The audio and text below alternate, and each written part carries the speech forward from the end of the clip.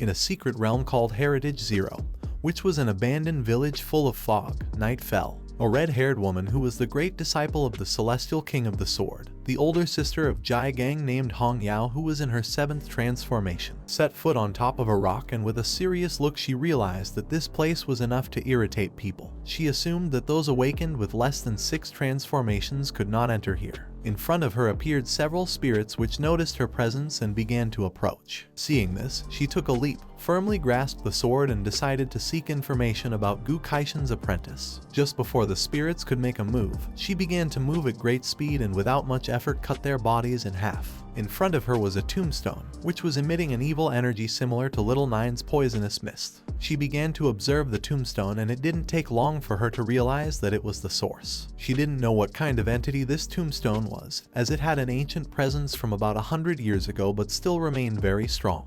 The tombstone had several cracks. She approached and decided to use the information database on relics to search for some information about this tombstone. While her eyes were shining and with one hand she was holding the sword, she landed near the tombstone and gave the system the order to activate divine consciousness. Several system windows with information began to unfold around her. She started to stare at the tombstone and used the total awareness skill called speed reading. Several seconds later, the system fully loaded the information, making a photo of an insect appear. The photo began to fall to the ground, but at that moment, she caught it with her hand. She approached the photo, began to look at it, and couldn't help but be shocked and start sweating, as this insect belonged to the mother insect called 9 miasma wings, an ancient monster, a strange species born in the extremely dark Jiayu realm, who once caused a great catastrophe which almost led to the end of the world in the 4th century. Luckily now this species was extinct. The entire body of this insect was pure black-purple color with 9 wings on its back.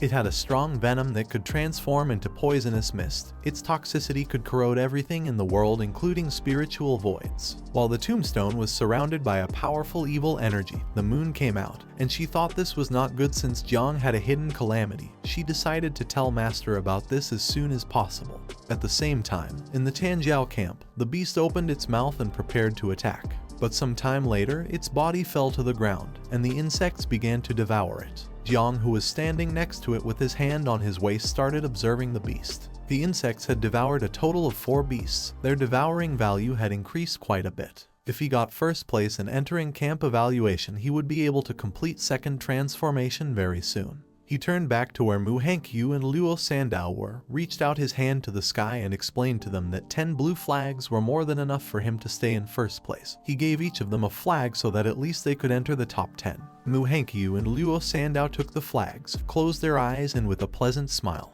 they thanked Jiang as they had qualified in this round without doing anything.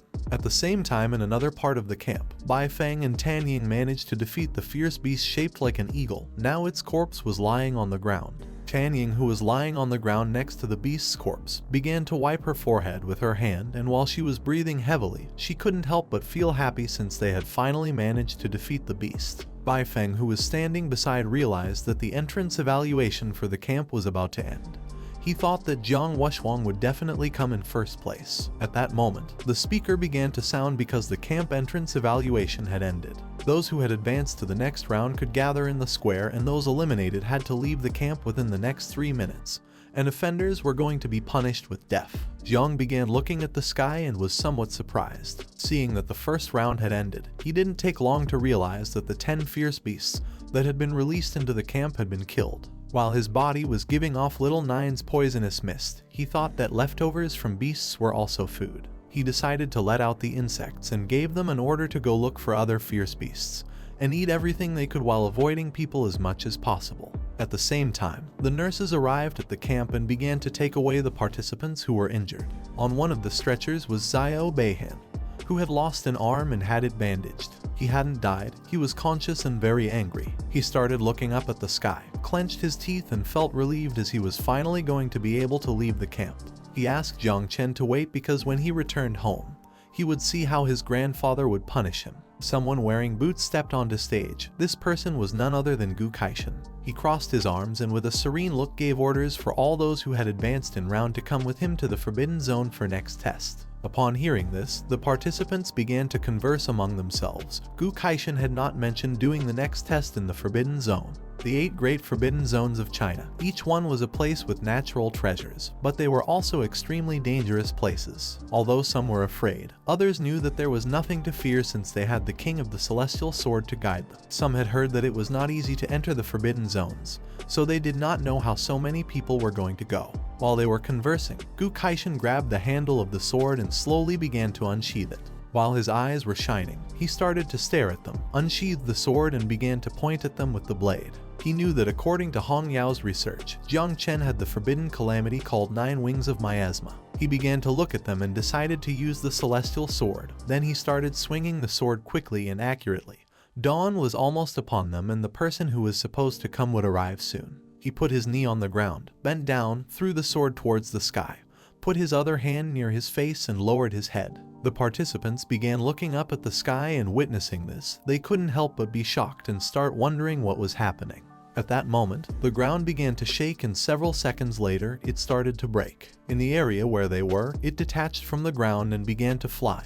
Gu Kaishan decided to prepare in advance as this was the only way he could overcome the time difference. While rocks were floating around him and his body was surrounded by a powerful energy, he extended his hand to one side and used a technique called Imperial Sword Flight. Upon doing this, his sword came out of the ground, and while it was surrounded by an orange aura, he decided to go to the south of the Jiang River to the forbidden zone of Dream Lake. Gradually, the ground began to move towards the mountains. They were amazed to see that this was the strength of Daxia's first king. They couldn't believe that he could move all of Tanjiao's camp. This was something only predecessor Wang Tiandao could do in this world. Jiang turned to Luo Sandao and Mu Hankyu and asked them how much they knew about Dream Lake's forbidden zone. Both began to look at him with an uncertain gaze. Luo Sandao was not sure, and Mu Hankyu remembered that her grandfather had mentioned it once. The danger level of Dream Lake was very high, and even though it was the least dangerous forbidden zone in China, its difficulty did not lie in the hidden threat, but in the distortion of time and space. In addition to this area, there were countless dimensional fragments, portals connected to each other. The space within these dimensional fragments was even larger than the blue planet. These fragments were constantly moving, so it was very easy to get lost and not come out. Jiang approached Mu Hankyu and began to look at her with a calm gaze, realizing that the space within Dream Lake was chaotic. He asked her if the space also affected time. With a serious look, she revealed to him that the time within these spaces was also completely different from outside. It was said that 100 years ago, an ordinary worker entered Dream Lake with the mindset of risking it all. He only needed 2 hours to become a 7 transformation king. But as he himself had said, in reality more than 200 years had passed. Mu Hankyu's grandfather had also explored this place. He had been lost for 3 days after entering, but in reality more than 3 years had already passed in the outside world. Jiang was somewhat surprised, and while a drop of sweat was falling from his cheek, he came to the conclusion that the chances of winning or losing at Dream Lake were random. Luo Sandao began to look at him and she asked him not to worry, since if old man Wang Tiandao dared to take them inside, they could be sure that he already knew a safe route. Jiang began to smile and thought that he wished it was as she was saying. This sounded like even though Dream Lake was a dangerous place, it was also a good place. For some strange reason, he felt that Gu Kaishan was doing this because of him.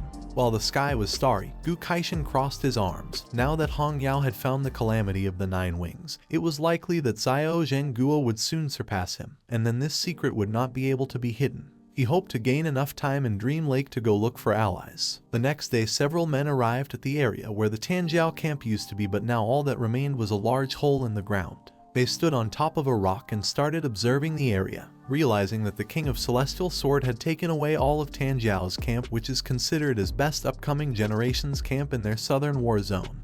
They thought he might have rebelled against them. They didn't know why Commander Duan hadn't arrived yet. At that moment, someone jumped. Commander Duan, who had his arms behind his back, began to quickly move towards them and thought that Gu Kaishan was an old fool.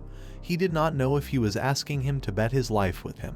2 minutes ago, Gu Kaishan sent him a message, explaining to Duan that the situation was very urgent. So for this reason he was taking the little ones to the forbidden area for a test. He asked him to continue as usual since he was going to assume all the consequences. Duan approached them and one of them informed the others that the commander had arrived. Duan, who had his arms behind his back, remained calm and thought that Gu Kaishan was very careless. Now he had left him a lot of problems. The men panicked and one of them explained that they had arrived late. He feared that they were no longer going to be able to reach them. The other man revealed that his son was still up there. If something happened to him, he didn't know what he was going to do. Duan began to approach them, started looking at the ground and fell silent. He passed between them, extended his hand back and asked them to stop making noise, explaining that Gu Kaishan had said they were going for a selection test and would return the same day, so there was nothing to worry about. Upon hearing this, the two men couldn't help but be shocked. Duan opened his eyes and began to sweat. With a confused look, he started to wonder if it was really necessary to rush into the forbidden zone for that invincible embryo.